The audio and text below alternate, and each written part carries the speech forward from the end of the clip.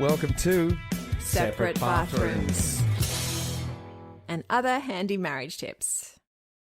As you know, or maybe you don't, we put on Instagram that we were looking for questions or your thoughts on things that you'd like to hear us talk about.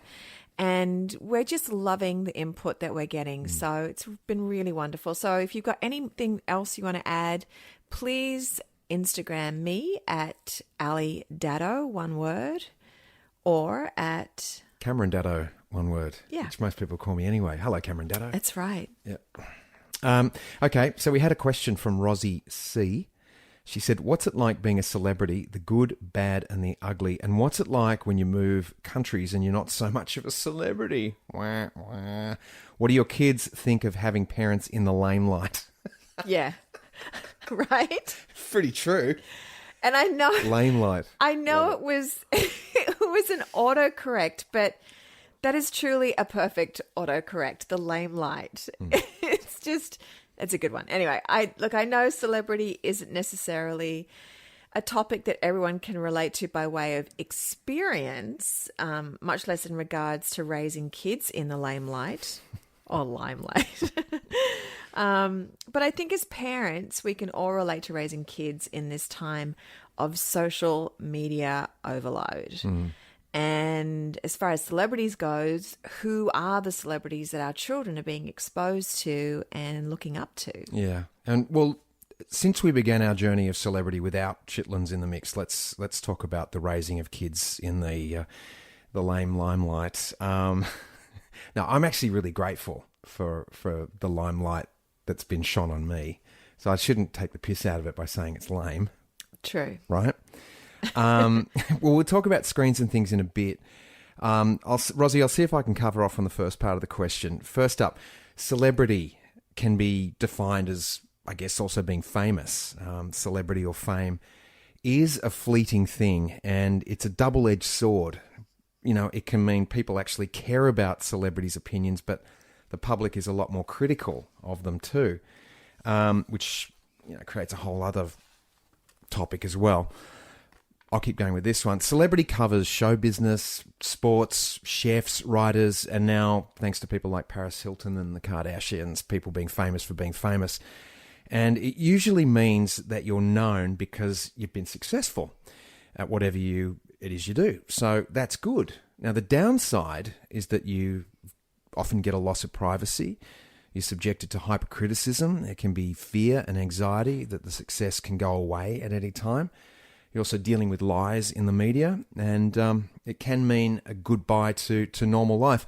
Also, there's that feeling, which I know some people, including myself, there's an anxiety of feeling like an imposter.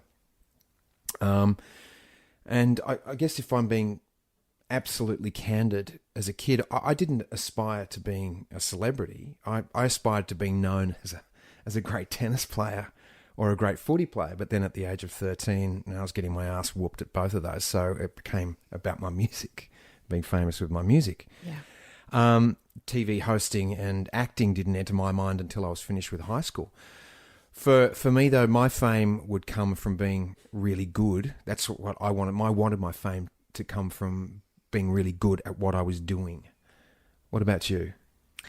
Well, see, I don't think I've ever been famous. That's the You don't think you've been famous? No, I don't. How can you say that? I know it's... I'm confused. I know it sounds weird, but I just don't ever feel like I've been famous. So, honey, you were put in the Clio top women of the century. No, I was put in Dolly's.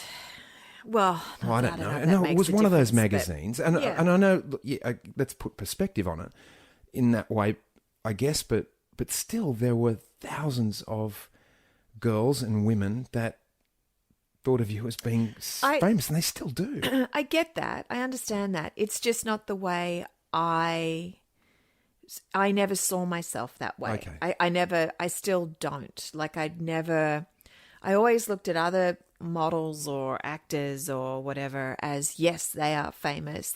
That's Elle Macpherson. She's a supermodel of Australia. So when people say you were one of the first supermodels, I was like, what?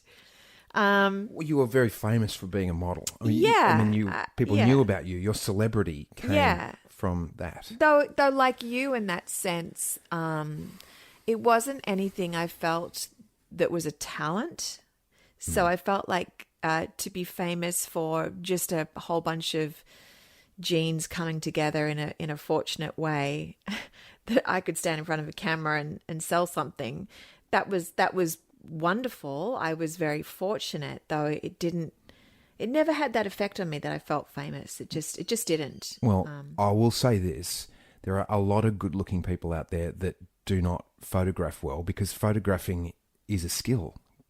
And what you did in your modelling days was a skill. Your life, your spirit jumped off the screen or the page because you were able to bring that.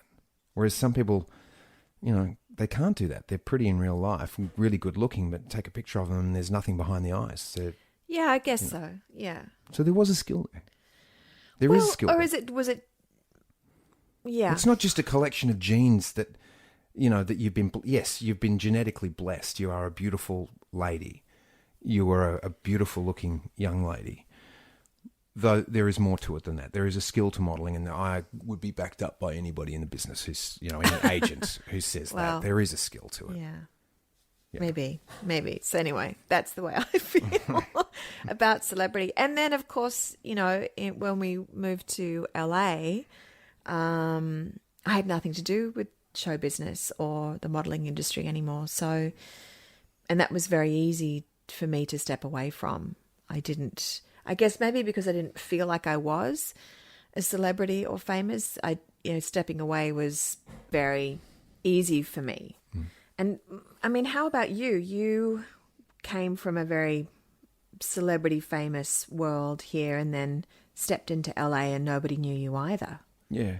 Well, I mean, celebrity at the best of times confused me anyway. I didn't start the business to be a celebrity, as I said. It wasn't really what I wanted. So when we moved to the States, I wasn't famous, and that I felt relief from that. But there was that moment. Remember our neighbour? She just knew me as just a normal guy. They didn't know I was an actor. 60 Minutes came over to our house to do a story on me in Hollywood, and she saw the film crew there, and she's like, why was a film crew at your house? And then you told her, you said, Cam's an actor, and she was like, what? Yeah. You're an actor? This goofy, weird upstairs neighbor like, is you're what? You're like this dork. And so I don't get it. It was all about perception. But that perception, so here I was, this dork, because I remember she called me a dork. She's like, you're Cameron the dork, And so I'm this normal dork. And then suddenly she couldn't get her head around it. Yeah. The fact that I was, might be, 60 Minutes were coming to our house to do a story. So, it's just part of the business of being a public person. You got to deal with these things. Sometimes it's great. Doors open, opportunities present themselves, money comes in, and, sometimes it's not great. And I think the thing that's helped me the most with it is to the idea of just do your work. Let that be my calling card. And, and it's always best to be kind and be nice to people. Well, that goes in any industry. True. Always. Kindness is always the way to go through life. It doesn't matter who you are. I think the sweetest story that I have of celebrity is with my daughter, my eldest, and we were with a bunch of friends, and we were playing that game Heads Up, and this is before you had it on your iPhone, where you actually wrote names down and you stuck it on your head, and people had to guess who you were and what famous person you were. And our eldest was really young, and she'd come up with her celebrity name and put it down. And little did I know, she'd written my name down. And Mama. And I was like, oh, she's thinking of like modeling. And I didn't really talk about modeling with the kids or anything like that. They'd seen my, some photos and what have you. But it wasn't because of modeling. It was, I was famous to her because I had just organized and run the big school fair that year. So she felt like I was this massive celebrity. Because, my mum ran the school fair. So therefore, I am the child of a celebrity. She's now famous. And it was just the sweetest thing. I've never felt more proud of who I was in my whole life. And so I think that's what, when I say to you, I didn't feel like a celebrity modeling, is again because, you know, I was a pretty girl on the cover of a magazine. But this, running a school fair for like 500 people and little kids, that meant something to me. That was really important, giving kids a good time and parents a good time. So that really meant a lot to me, you know. And now we've got our youngest, who, even though she doesn't have an iPhone yet, you know, she's 13 and we've held her off, right? I didn't mean to cut you off, but I think it's important. Yeah. And can you just say why we've held her off? Well, because we've seen what's happened with our other two and the challenges that they've faced going ahead with having social media and the phone in their hands. You know, it's the thing that we argue the most over with the kids. Yeah. You know, I guess it'd be something else maybe, but it's just a constant form of parenting battle, which I just can't stand. You know, I can't stand it. What did we used to argue about with our parents Cleaning before your room? going Get your head out of that book. I mean, God, how good would that be now? If you had to tell a kid, get your nose out of that book, I'd be like, yes. My mum used to just say, get outside. Go Yeah. on, get outside. Go Well, on, run around the house 3 times. How about if we had to tell our kids to get back inside from nature for once? How amazing would that be? You know, that we're not forcing them to go outside, put the phone down, look up at the sky, get your feet in the earth. It's just, for me as a parent, I find it incredibly challenging.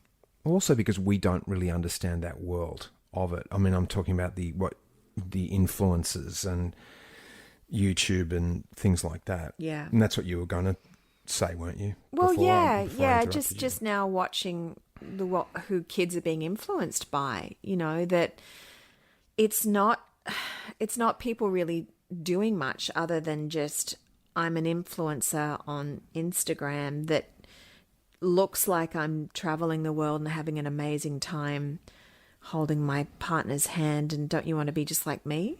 You know, I just find all of that a bit baffling, and it's very seductive to a young person's mind, and it's very concerning for me as a parent, just the influence. And now we've got our youngest, which this isn't the worst thing in the world, but she's obsessed with these ASMR videos that are just... I don't get it. And it's just, I don't get it. It's just someone making sounds, and it tickles her ear in some way, and it just makes her feel really relaxed. I mean, I guess it's sort of like a form of meditation almost. There could be a hell of a lot worse things she was looking at than that. Or listening to. So, but scratching like, or tapping on a okay. desk, or someone scratching their dandruff and recording it, and that becomes something that people are listening to. I don't think absurd. it's dandruff scratching, honey. What are they scratching? Scratching the corns on their God, feet? no. Or maybe that's a projection. No, it's none of that. As far as I can tell, it's like scratching a bit of plastic or the table or even the microphone, and they do this whisper thing. The worst one that I've heard, because Bodhi will be like, listen to this, Mum. It's when they eat into the microphone, and I'm just like, that is my worst nightmare right there. I don't want to hear that. Yeah, someone crunching almonds or Brazil nuts. Yeah. It's like, what? It's hard enough hearing you chew gum, let alone like choosing to listen to something like that. I'm a great gum chewer. Crack 'em away.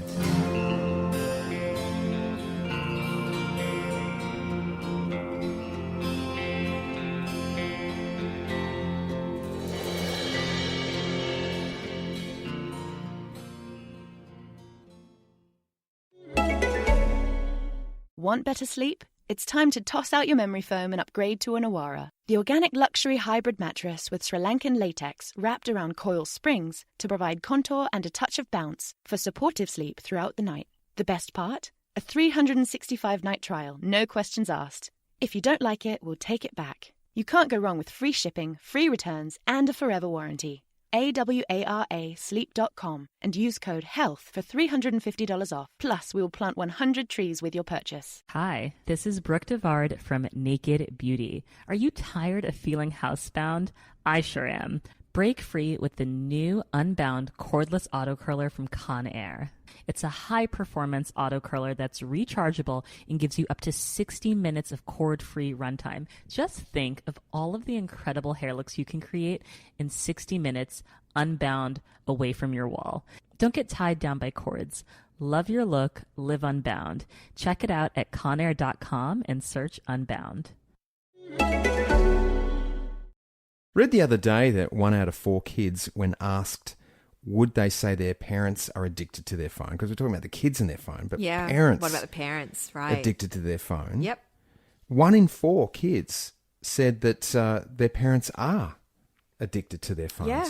And I can be that guy. Yeah, me too. Me too. Absolutely. I mean, before Which is Insta- horrifying to me. I hate that. Though it's true. I feel the addiction. I feel the pull of it. Well, so when Lotus was born, we didn't have phones. No, So we that was 96. Or River. River was 2000. Yeah, we didn't have phones. Bodhi has been with us. We have phones. And you've often said, I hate the fact that Bodhi walks into the house and the 3 of us, or 4 of us, are on our phones. Yeah. And when you said that, I was like, oh, shizen. Yeah, that's not. That's not a that good is true. look. Before, because I get on Instagram and I'll scroll through and look at comments and do that. And before that, it was games for me. I would lose myself in Tetris or Words with Friends, and now it is like Instagram. Yeah. And you were talking about the person that invented the scroll? Yes. Haven't they come out against it? So you can scroll Yes. through all those Instagram things and lose yourself It's the endless scroll, and it was invented to make you addicted to it. Same with the colors that they use on a phone. The red, the red heart, a red like button. It all gets your senses addicted to what you're seeing on your phone. It's very insidious. What, the button that you press to like something? Yeah, and the it's fact that a red heart comes up, or a red, I forget what it is, saying that yes, you've got a like, and the color is red. It's very seductive in that way. Oh, it's working on the phone. Doesn't work on the red heart underpants that I bought the other day. I guess I have to wear them on the outside of my jeans. Yeah, that's exactly what would be really attractive. That would work. Right? So what about in relationships, though? Do you think screens, phones are ruining relationships, marriages? Well, based on our last 5 minutes of conversation, I would say they would have to. They'd have to. Ruining like it, I said, or? Well, certainly affecting it. Yeah. I mean, look, there are upsides to phones as well. I know you and I have some pretty funny texting exchanges. Yeah. I've just discovered those GIFs, and I think they are hilarious because, like we said, they do Come to it a little late, but that's okay. Better late than never. Well, yeah, that's right. It takes me a little bit for it to sink in, things to sink in. But so there are good things, but I know I get lost on my phone. I get lost in the TV. I know that you can't talk to me when the footy's on. Correct. Nobody can talk to me. Sport, any kind of sport, usually. Yeah, I love sports. I have to consciously put the phone down and pause the TV. It's the same. I have to do that. You have to consciously put the phone down and pause the TV. Yeah, because I'm doing both at the same time. Wow. But if someone you do need to then, because I am a screen- multitasking is not your strong suit. No. So everything turns off. I have nothing to add to this because I am so guilty of it. Because one of the things that I was reading about how screens can ruin a relationship is that one person can feel neglected when their partner is out, even if the idea is that they're totally listening. So I know for me, when I'm telling you something and you're looking at your phone, I will either stop talking and I realise that you have stopped talking. Or I will say, you're not even listening to me. Or you will start saying something like, you are such a dickhead. And you'll start saying something which is completely untrue. Yeah, to see if you've actually heard. To see if I'm listening. Yeah, and I'll go, I can test actually hear like you. That. But only that's when you start to hear me. When I say, let me tell you how I'm feeling today, honey, you're like, what? Essendon got how many points ahead of Richmond? No, honey, that's not what I was talking about. Oh my God. You know, sometimes in a marriage, I'm just going to say this, it is good to be a little bit deaf. I can sometimes jump into arguments or jump into problems that I want to fix too quickly. And if I'm careful about what I give a stuff about, like in that book, The Subtle Art of Not Giving an F-Bomb, pick my battles. And so sometimes I need to be just a little numb to what I'm actually hearing on the periphery. Is this worth me getting involved in, or is it not? Now, when you say something that is important to you and you go into that business of like, well, where you stop talking, or I realize, oh crap, this is important. So that's what I was saying before about pausing the telly or getting off my phone and actually getting up away from it, separating myself from that device so that I can give you my full attention. Because I understand that I'm not good at multitasking or on the phone and trying to listen to something that's important to you, because I will often not remember either. Right.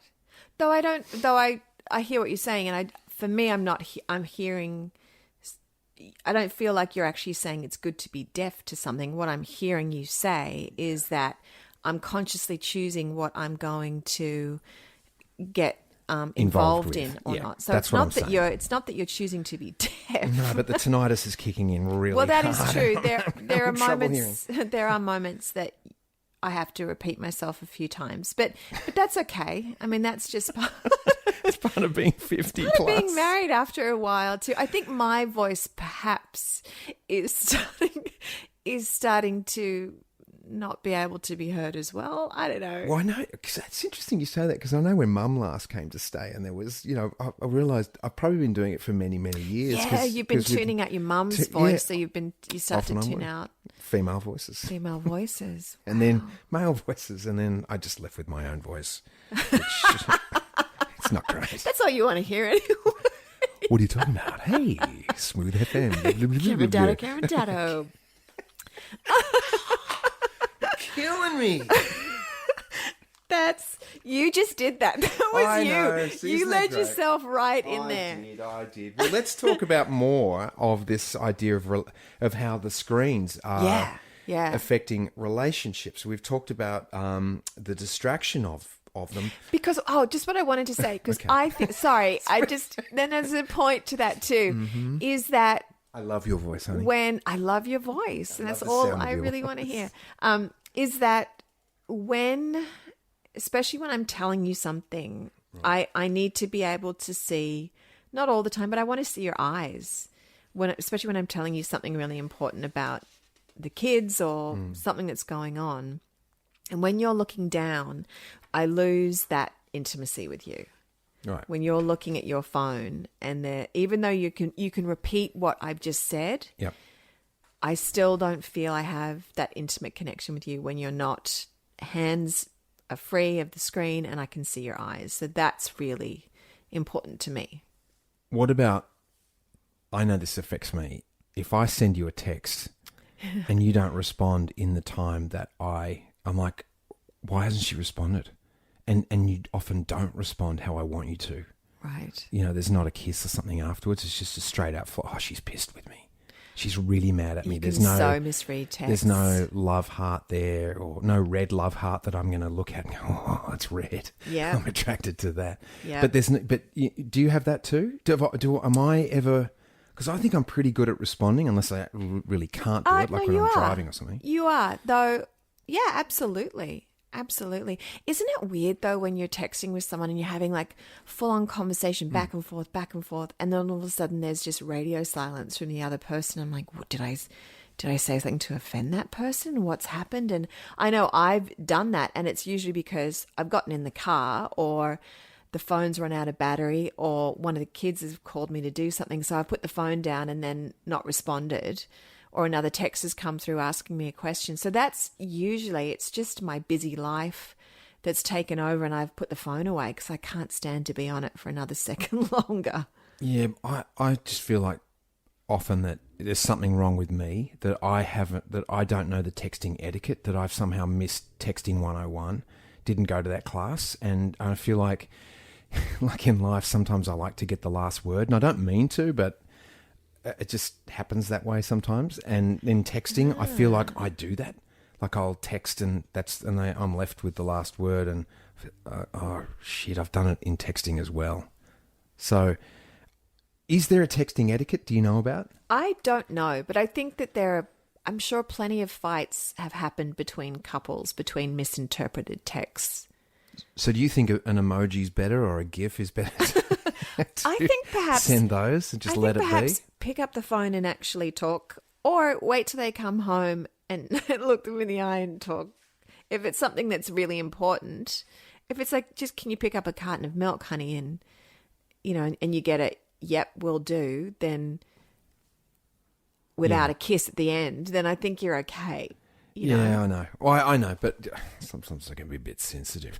Hey, look, we're obviously not in the dating mode, but the whole idea of swiping left and swiping right, or on dates on those dating sites and things, I guess where I feel sorry for the kids of today, and not sounding like, oh, back in my day, is that the art of communication we seem to be losing that art, and watching kids like going out to see bands and things, and like it was nothing for us. I mean, it took all your courage to, if you spotted a girl at the other side of the room and like go up and buy her a drink, or ask, but start a conversation, and that seems to be a lost art, and I think technology is behind that. We hide behind our, for sure. And I'm not saying anything new. You can go to probably a lot of different places and you'll hear the same thing. I've certainly read about it, but that art, that's the subtle art of just communicating, male and female, getting to know each other. And I see it, with our kids too. And I've said this before as well, that, when couples go out on a date, there's a third person with them, and it's their phones, because they're often communicating still with other people. They're taking photos of their food, or they're checking if they've got a message. And that never used to be the case either. When you went out on a date with whoever you're about to date, that was it. No one could get a hold of you. Yeah. You didn't have a camera in the back of your bag ready to do selfies and anything like that. You were just there having a date out on a boat, or walking, in a park, or that's what you did. Yeah. So I think that puts an added extra element into relationships, early relationships these days. So I'll ask you the same question. Do you think the phones or technology is hurting marriage, hurting relationships? I think it's there's two folds to that, because I think it is an extra way of being able to communicate with your loved one, which can actually be really helpful. And I think there are times when, there's miscommunication. I think sometimes it does get in the way of having an intimate conversation.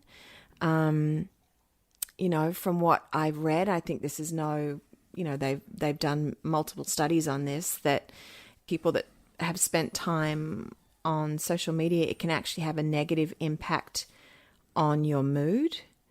Because you have a world of comparisons, you have a world of what I'm not doing. Look at this couple, honey. Why aren't we more like that?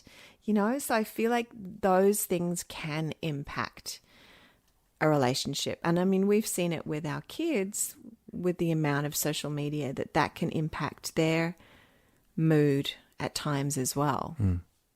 Well, you bring up that word comparison, and there's that quote, comparison is the thief of joy.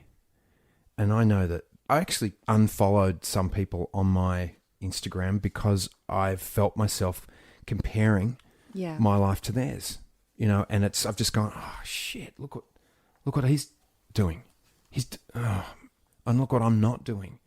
And just going, I need to cut this out, because that's their life. And that's anyone, that's the whole idea of whether it's on screens or not, but any kind of comparison, you're actually taking away from yourself. Trying to be someone else is belittling who you are, and your gifts, what you've got. Yeah, so I think that's a really big one, and that's what I think social media sets up very subtly. Yeah. The art of comparison. And I will say it again, comparison is the thief of joy, and stand by that. The other thing read the other day that sleep apps are actually keeping people up. Yeah, I read that too. And yeah. I feel that the phone gives off a charge. Right. There is some sort of energy that comes off the phone. And even if I'm listening to a meditation on tape or something like that, I actually put the phone, I've had it on my belly while I'm lying there, but I've also put it away from me as far away as I possibly can. And not have earphones in, but just have the speaker on so that I can hear it. But I find that really interesting that studies are finding that sleep apps are actually keeping people awake, and I reckon that's the charge, the energy that emits from the phone. Yeah. Let's throw that in. So how do we change this? Have you got any thoughts about? Oh gosh. I mean, because phones are part of our lives now. Yeah, and I've said, and I do believe screens, that there will be. I think we're so in the pendulum swing of it being so important and so, attached to our phones and what's on our phones. I do believe we'll never go back to not having phones. No. I know that.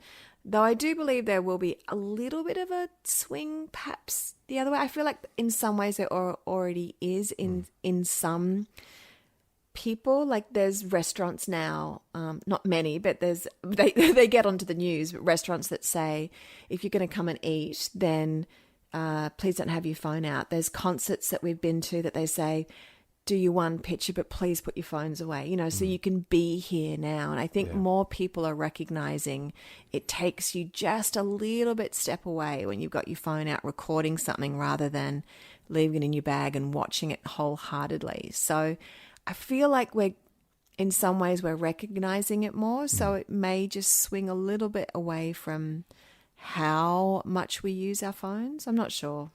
It seems to me that's where we're going. We tend to push all the way one way, and then because that's the exciting new toy. Yeah, and you retain balance later. But yeah, as you say, I know that there are restaurants there. I know in some golf clubs you're not allowed to. You can't bring a phone into the clubhouse. Yeah, which that's I think cool. It's great because you end up having conversation. Yeah, and that's where as a community we're going to benefit most from, as you say, looking at each other in the eye and having conversations. I feel sad for our parents' generation. My mum talks about this, that she's such a uses the trains and buses so much, always has done. And she said, she's seen the days of when you'd get on a train and, you'd have a conversation with the stranger sitting next to you. She said, now everyone's on their phones and no one looks up and no one looks at anyone else and smiles and no one starts a conversation. And she finds that really sad because she could talk to a dead rat, She probably has. God love her. She's so chatty. Oh, and for her, how'd you get there? it's really sad. I'm like, oh, that is sad, that we've lost. It's that connection, that connectivity. Yeah. I guess, with us, there are no cell phones allowed at our dinner table. We have that, no phones. We used to have cell-free Sunday. We've lost that, though. Screen-free Sunday. Screen-free. We used to do that. We haven't done that for a while now. It was a good one. It was a good one. And we could do it every now and again. I guess sometimes it's just not that practical. I know with my work and things like that, I need to pick it up. Because I remember having to explain, I need to do this because, especially when we were living in the States, it was Sunday in America, it was Monday in Australia, business was being done here, I had to be on the phone or, at certain times and doing certain things. So, but it's a great idea. Screen-free Sundays, try it. Yeah. I know a woman that I'm working with at the moment, she left her phone at home by accident. And we spent the day, rehearsing.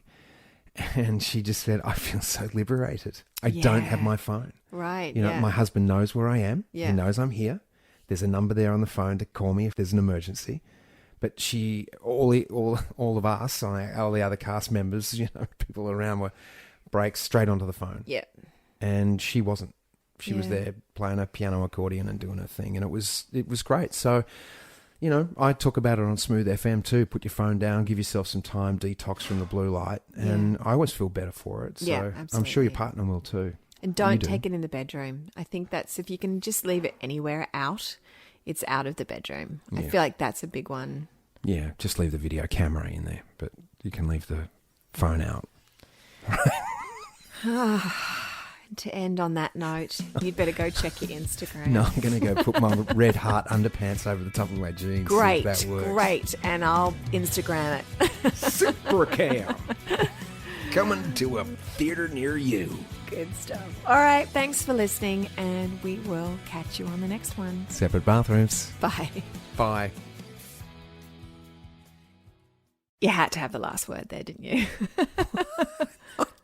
No. Bye. All right. Bye. Bye. Yeah. What? Okay. I didn't. Sure. Thanks for listening. Bye. See ya. Bye. Hi, this is Brooke Devard from Naked Beauty. Are you tired of feeling housebound? I sure am.